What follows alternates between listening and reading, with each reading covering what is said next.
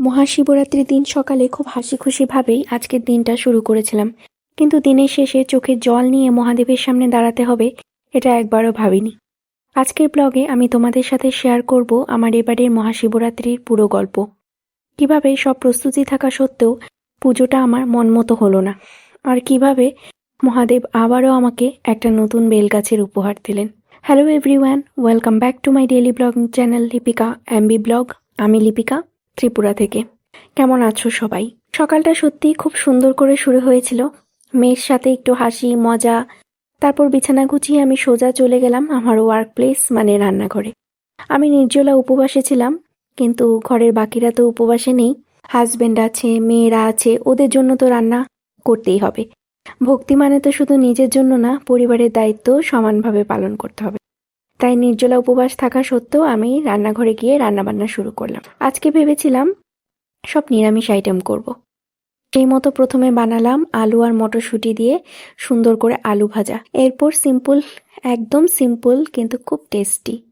তারপর করে নিয়েছিলাম কুমড়ো ভর্তা। অন্যদিন হলে কুমড়ো ভর্তায় আমি কাঁচা পেঁয়াজ দেই, কিন্তু আজ মহাশিবরাত্রি বলে পেঁয়াজ দেইনি, শুধুমাত্র কাঁচা লঙ্কা দিয়ে নামিয়ে নিয়েছিলাম।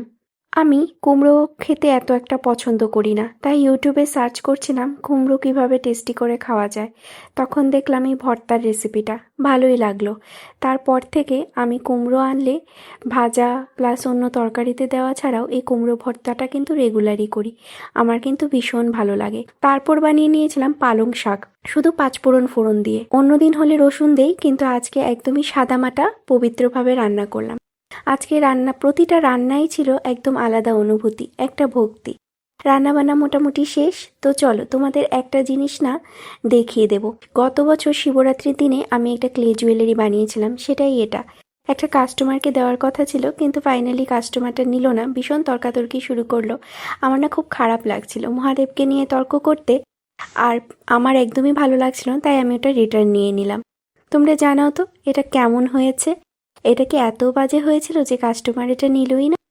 এরপর সকালবেলার ঘরের পুজোটা আমি সুন্দর করে দিয়ে নিয়েছিলাম, মহাদেবকেও পুজো দিয়েছিলাম। তখন পর্যন্ত না মনটা আমার ভীষণ ভালো ছিল, কারণ বিকেলে বিশেষ করে পুজো দেওয়ার প্ল্যান ছিল, তাই সকালবেলা থেকে একটু একটু করে সব কিছু রেডি করতেছিলাম। ছাদ বাগান থেকে আজকে বেশ কয়েকটা ফুল পেয়েছি। সব ঠাকুরকে জানো তো খুব সুন্দর করে ফুল দিয়ে সাজিয়েছি আজকে। এই কয়েকদিন আবার ফুল পাবো, আবার কয়েকদিন পর থেকেই পাবো না। সেটার কারণটা কি তোমাদের সাথে অন্য একটা ব্লগে না হয় শেয়ার করব।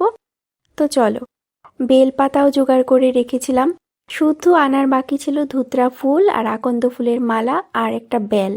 এগুলো হাজবেন্ডের আনার কথা ছিল পরে, মানে হাজবেন্ড পরে নিয়ে আসবে, বাদ বাকি আমি যা আছে সব রেডি করে রেখেছি। কিন্তু জানো তো বিকেল হতেই কোনো একটা কারণে সেগুলো আর বাড়িতে এলো না। দিন গড়াতে গড়াতে বিকেল হয়ে গেল, কিন্তু ফুল আর এলো না। তখন থেকেই মানে এত মনটা খারাপ হতে শুরু করেছিল। মনে হয়েছিল এতদিন পর ভেবেছিলাম বিয়ের পরে একটা সুন্দর করে মহাশিবরাত্রির পুজো দেব, নির্জলা উপবাস থাকবো, সব নিয়ম জানো তো সুন্দর করে পালন করব। কিন্তু কিছুই না ঠিকঠাক হলো না শেষমেশ। তবুও একটা জিনিস ছিল, আমার কাছে বেলপাতা ছিল। আমি ভাবলাম আর যাই হোক, বেলপাতা যেহেতু আছে, পুজো তো আমি দেবই। ভক্তি যদি সত্যি হয় তাহলে উপকরণ কম থাকলেও মহাদেব গ্রহণ করবেন। তারপরে এই যে সকালের পুজো সম্পন্ন করে নিয়েছিলাম। বিয়ের আগে নির্জলা উপবাস অনেকবার করলেও বিয়ের পরে কিন্তু এই নির্জলা উপবাস আমি প্রথমবার এবার করছিলাম, তাই একটু ভয় ভয়ে ছিলাম যে ঠিক মতো সব কিছু পারবো কিনা। শেষমেশ এখন যখন ভয়েস ওভার দিচ্ছি তখন কিন্তু শরীরটা অনেকটাই খারাপ হয়ে গেছে। শরীর খারাপ বলতে ওই মাথা ঘোরানোটাকে বোঝাচ্ছি, তাই ভয়েস ওভারের ভয়েসটা নিশ্চয়ই তোমাদের একটু লো মনে হচ্ছে। ইচ্ছে ছিল একদম কালকে ভোরে গিয়ে অন্নগ্রহণ করব বা অন্য কিছু দিয়ে আগে ব্রত ভাঙবো, কিন্তু আর পারিনি। রাত্রেবেলায় কিন্তু আমাকে অন্নগ্রহণ করতে হয়েছিল।